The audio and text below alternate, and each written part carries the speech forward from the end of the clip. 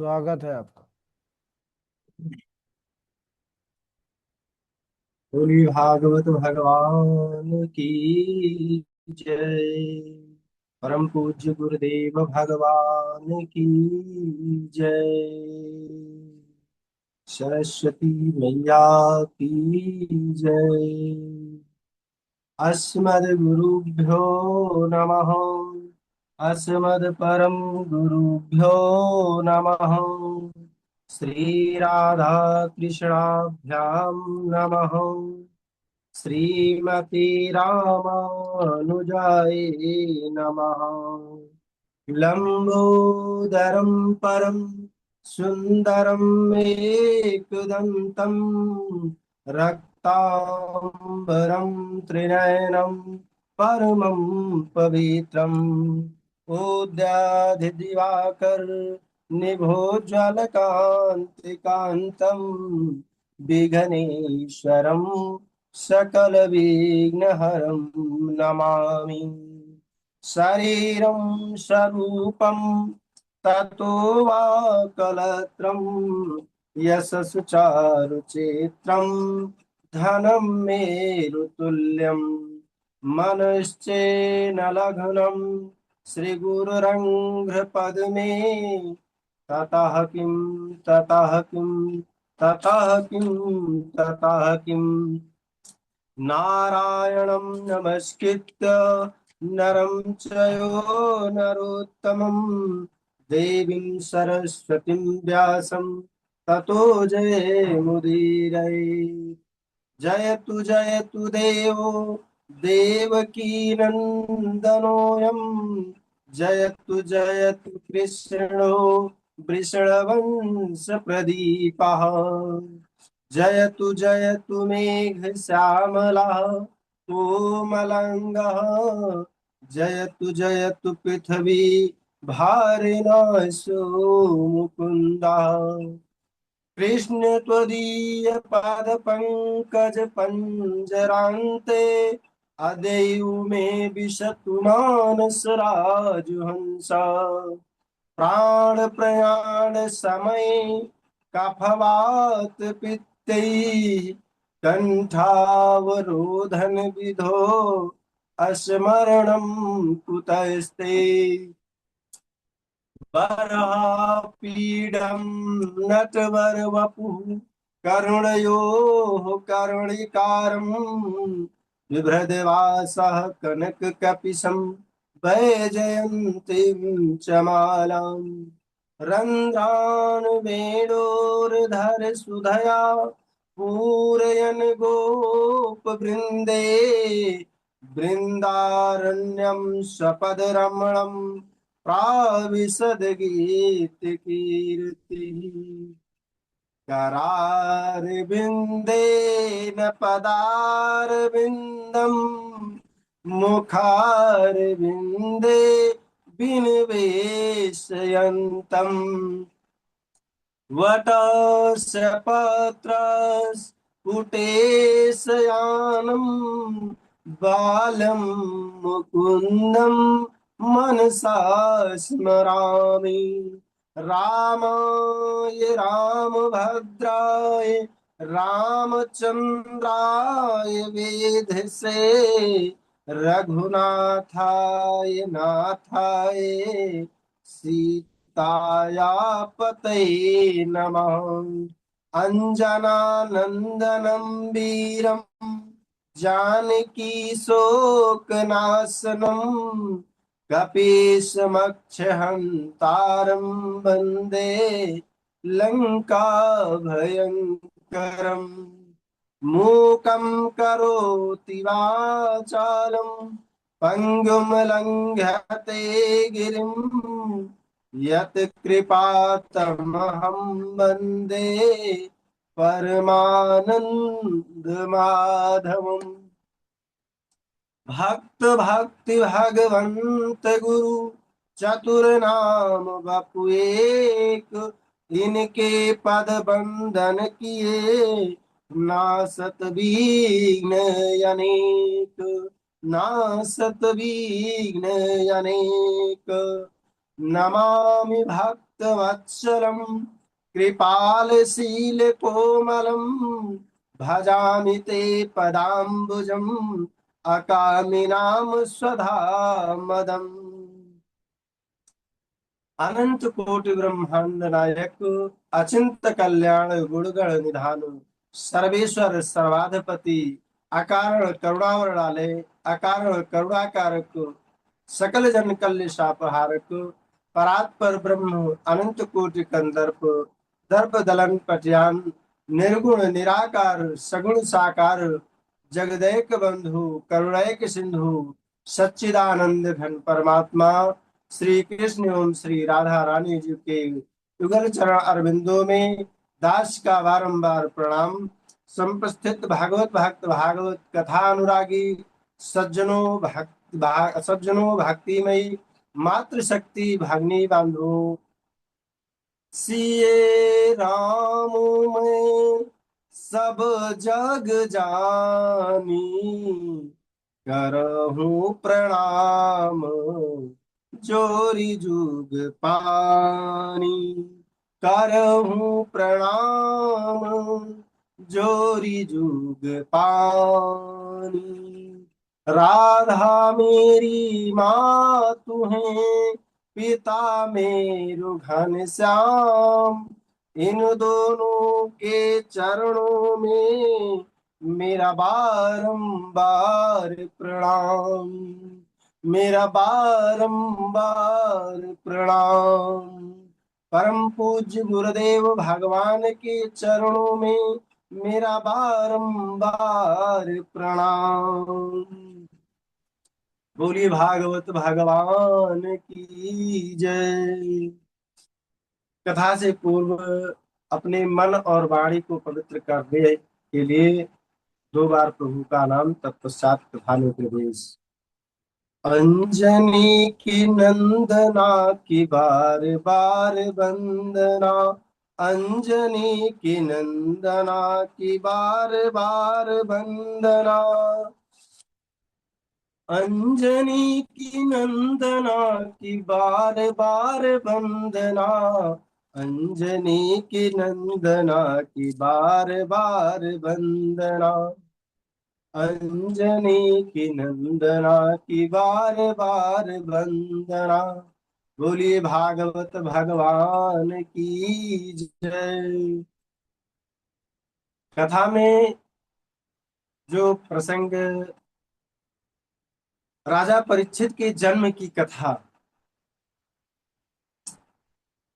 वैसे मेरा कोई सामर्थ्य नहीं है कि हम कथा कह सकते हैं। ये जो कुछ मेरे मुखार बिंदु से निकलता है वो सब गुरुदेव के जो है आशीर्वाद से और माँ सरस्वती की कृपा से।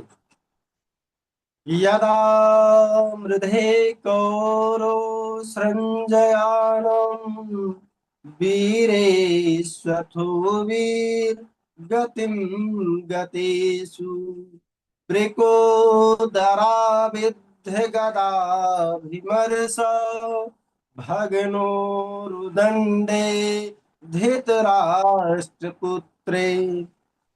सौनक जी, महाभारत युद्ध में कौरव और पांडवों के पक्ष के अनेकों वीर वीर गति को प्राप्त हो गए। भीमसेन के प्रचंड गदा के प्रहार से दुर्योधन की जंघा भग्न हो गई। दुर्योधन कुरुक्षेत्र की सम्रांगण में अधमरा पड़ा पड़ा कराह रहा था। उस समय अश्वत्थामा उसके पास आया और कहा, मित्र, यदि तुम चाहो तो मैं अकेला ही तुम्हारे भाइयों की मृत्यु का बदला पांडवों से ले सकता हूं।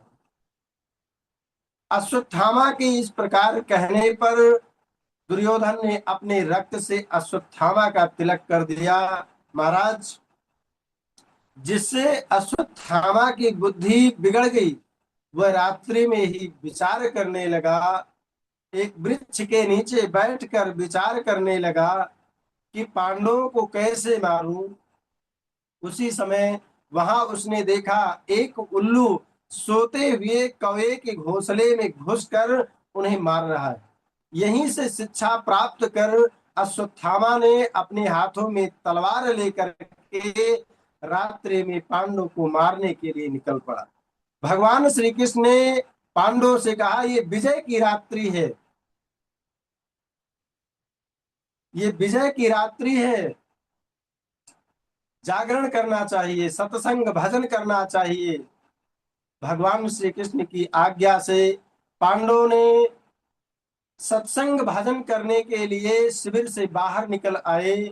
वही पांडवों के स्थान पर द्रौपदी के 5 पुत्र प्रतिबिंब, श्रुतसेन, श्रुतकीर्ति, शतानीक और श्रुतकर्मा सो रहे हैं, जो देखने में बिल्कुल पांडवों की तरह ही लगते हैं। अश्वत्थामा ने उन्हें पांडव समझकर उनका सिर काट ले गया और दुर्योधन को भेंट किया। परंतु दुर्योधन जब पांडवों के मृत शरीर को देखा तो अत्यंत प्रसन्न हुआ, अत्यंत प्रसन्न हुआ। परंतु जब चंद्रमा के प्रकाश से प्रकाश में पास से पांडवों के सिर को देखा तो समझ गया ये पांडव नहीं, उनके पुत्र हैं। अश्वत्थामा से कहा, तुमने तो मेरा वंश ही नष्ट कर दिया। उसे वरदान था, जीवन के साथ अत्यंत हर्ष और शोक होगा, वही तुम्हारी मृत्यु का कारण होगा। आज वही हर्ष और शोक के कारण दुर्योधन का प्राणांत हो गया। अश्वत्थामा को जब ये मालूम पड़ा महाराज कि पांडव अभी जीवित है, अब मुझे नहीं छोड़ेगा, तो भयभीत होकर के भगा और भागता हुआ माता द्रौपदी के पास पहुंचा।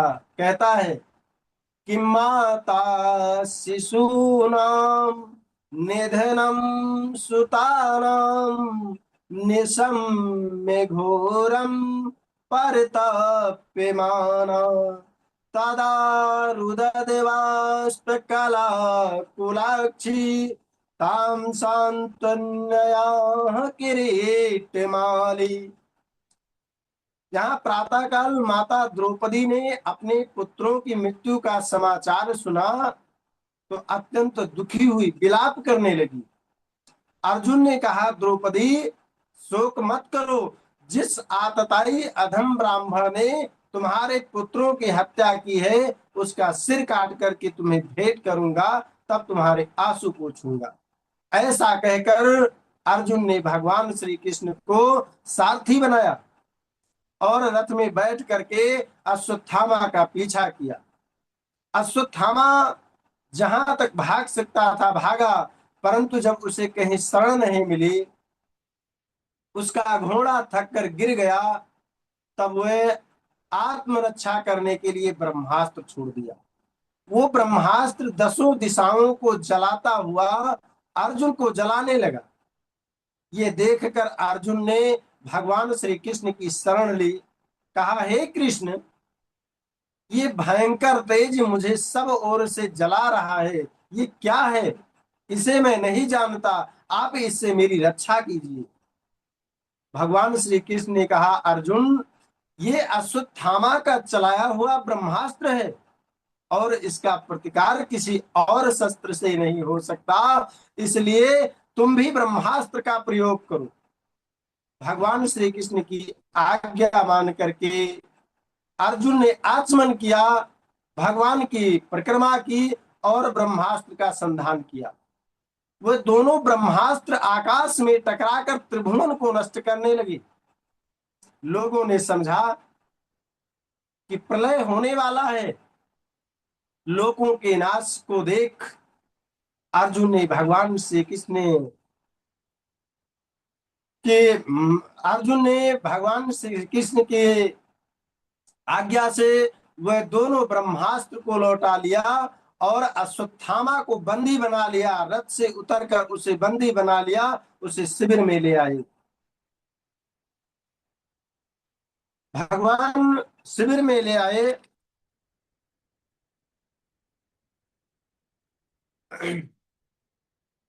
अश्वत्थामा को बंदी बना लिया, उसे रस्सी से बांध लिया भगवान श्री कृष्ण ने कहा कि मत्त प्रमत्तम उन्मत्तम सुप्तम बालम श्रियम जड़म प्रपन्नम व्यर्थम भीतम न रिपुमहंति धर्मविता। हे अर्जुन, जो धर्म बेता पुरुष होते हैं, असावधान मतवाले पागल, सोए हुए मूर्ख, सोए हुए बालक, स्त्री मूर्ख, शरण में आए हुए रतहीन और भयभीत शत्रु को भी नहीं मारते। जो दूसरों को मारकर अपने प्राणों का पोषण करता है, उसका वध करना ही श्रेष्ठकर है। तुमने जो द्रौपदी से प्रतिज्ञा की थी कि अश्वत्थामा का सिर काटकर तुम्हें भेंट करूंगा, तब तुम्हारे आंसू पोंछूंगा, उसे पूर्ण करो और इस नराधम अश्वत्थामा का वध करो। भगवान श्री कृष्ण ने कहा कि अर्जुन के धर्म की परीक्षा लेनी चाहिए, परंतु अर्जुन के धर्म की परीक्षा लेनी चाहिए, परंतु अर्जुन का हृदय महान था। यद्यपि अश्वत्थामा ने उनके पुत्रों की हत्या की थी, तथापि अर्जुन के मन में गुरु पुत्र को मारने की इच्छा नहीं हुई। उसे अपमानित कर उसे शिविर में ले आए। अश्वत्थामा द्रौपदी ने पशु के समान बंधे हुए गुरुपुत्र अश्वत्थामा को देखा तो कहने लगी कि मुच्यताम मुच्यतामेश ब्राह्मणो नितराम गुरु। इन्हें छोड़ दो, इन्हें छोड़ दो, ये ब्राह्मण हैं, ये हमारे पूजनीय हैं। जिन गुरुदेव से आपने रहस्य के सहित धनुर्वेद की शिक्षा ग्रहण की, वही गुरुदेव द्रोणाचार्य पुत्र के रूप में खड़े हैं। इनके मारे जाने पर जैसे मैं विलाप करती हूँ, उसी प्रकार इनकी माँ भी विलाप करने लगेगी, इसलिए इन्हें छोड़ दो। द्रौपदी के धर्म और न्याय से युक्त वचनों को सुनकर सहदेव, नकुल, अर्जुन, भगवान श्री कृष्ण ने भी उनका अनुमोदन किया। भीमसेन को क्रोध आ गया, उन्होंने अपनी गदा उठाई और दौड़ पड़े अश्वत्थामा को मारने के लिए। भगवान श्री कृष्ण ने भीम को समझाया और अर्जुन से कहा कि ब्रह्म बंधुर्न हन्तव्य आतताई वधारण मयि वो भयमाम नातम परिपाहि अनुशासनम। अर्जुन, अधम ब्राह्मण को भी नहीं मारना चाहिए और आतताई को छोड़ना भी नहीं चाहिए। ये दो बातें मैंने ही शास्त्र में पहले ही कही है। तुम मेरी इन दोनों आज्ञाओं का और पालन करो और द्रौपदी से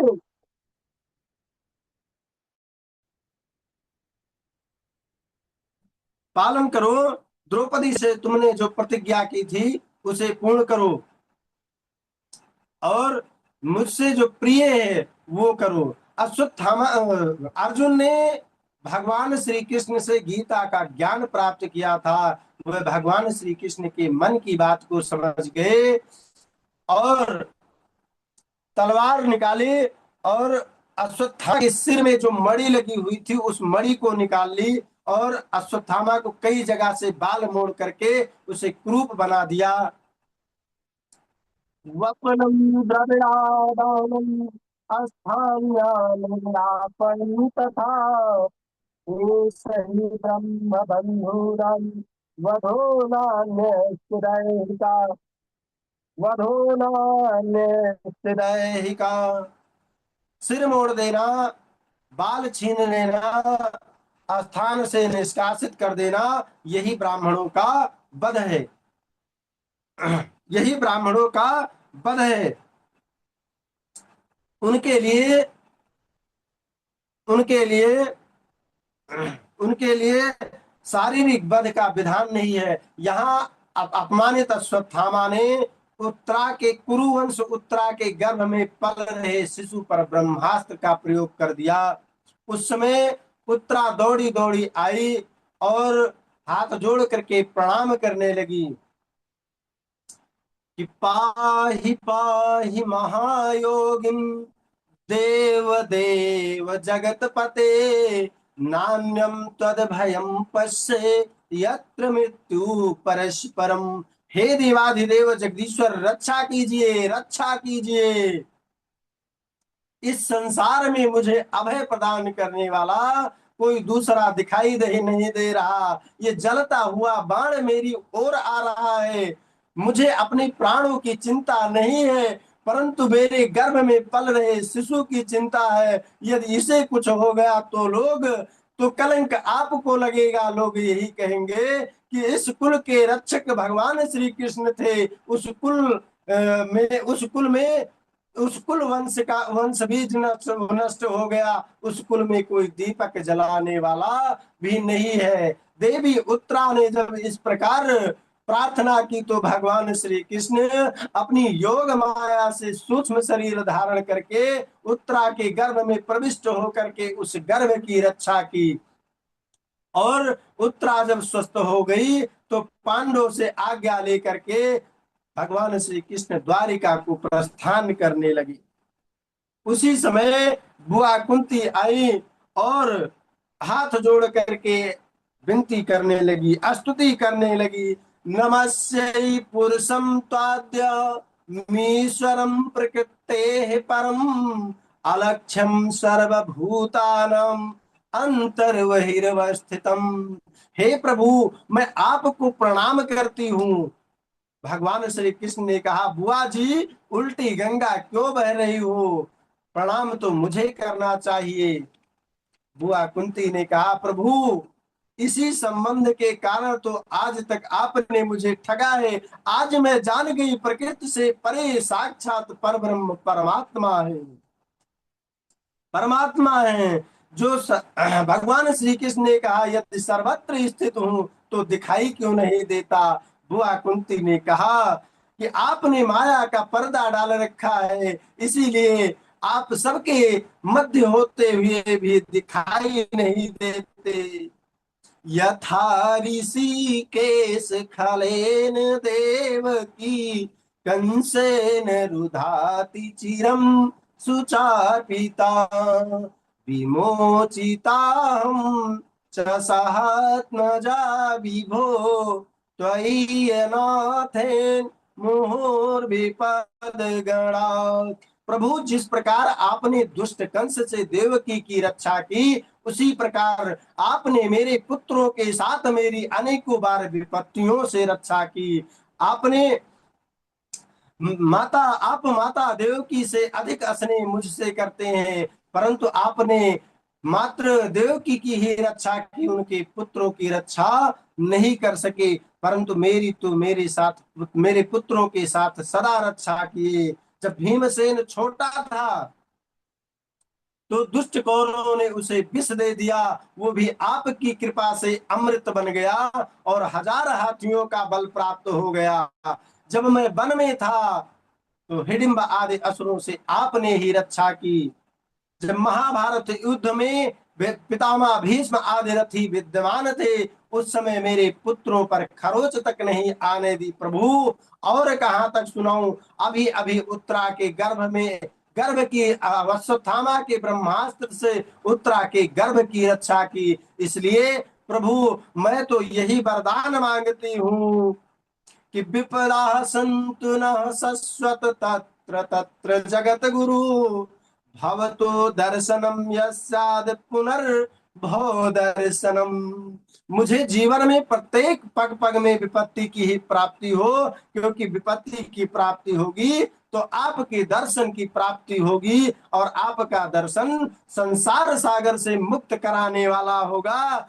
विपदो नयो विपदा संपदो नयो संपदा, विपद विस्मरणम विष्णु संपन्न नारायणम स्मृति। विपत्ति विपत्ति नहीं, संपत्ति संपत्ति नहीं। जब भगवान का विस्मरण हो जाता है, भगवान को विस्मरण हो जाता है, भगवान को भूल जाना ही विपत्ति है। भगवान का स्मरण करना ही संसार की सबसे बड़ी संपत्ति है। यहाँ संसार की सबसे बड़ी संपत्ति है परम पूज्य गोस्वामी तुलसीदास जी कहते हैं कि कह हनुमंत विपति प्रभु सोई, कह हनुमंत विपति प्रभु सोई, जब तक सुमिरन भजन न होई। विपत्ति वो है जब भगवान का विस्मरण हो जाता है। सुख माथे सिल पड़े जो नाम हृदय से जाए, बलिहारी वा दुख की जो पल पल नाम जपाए। वो सुख किस काम का जिसके आने से भगवान का नाम हृदय से चला जाता है, उससे अच्छा तो वो दुख है जिनके कारण निरंतर भगवान के नाम का जप होता है।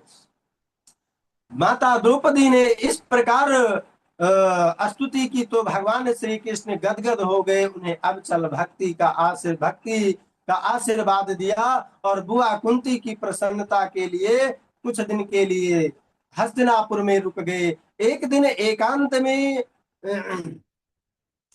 धर्मराज युधिष्ठिर को रोते हुए देखा तो कहा, आप सार्वभौम सम्राट हैं, समूची पृथ्वी पर आपका ही आधिपत्य है, अतुलनीय ऐश्वर्य आपके पास है, फिर भी आप इस प्रकार दुखी हैं। धर्मराज युधिष्ठिर ने कहा, इस संपत्ति से क्या इस संपत्ति का क्या लाभ? जब मैं सिंहासन पर बैठता हूं तो मुझे स्वजनों के वध स्मरण हो आते हैं, जब मैं सोता हूं तो मुझे कुरु कुल की विधवाएं नजर आती हैं। ऐसे राज्य और संपत्ति का क्या लाभ महाराज?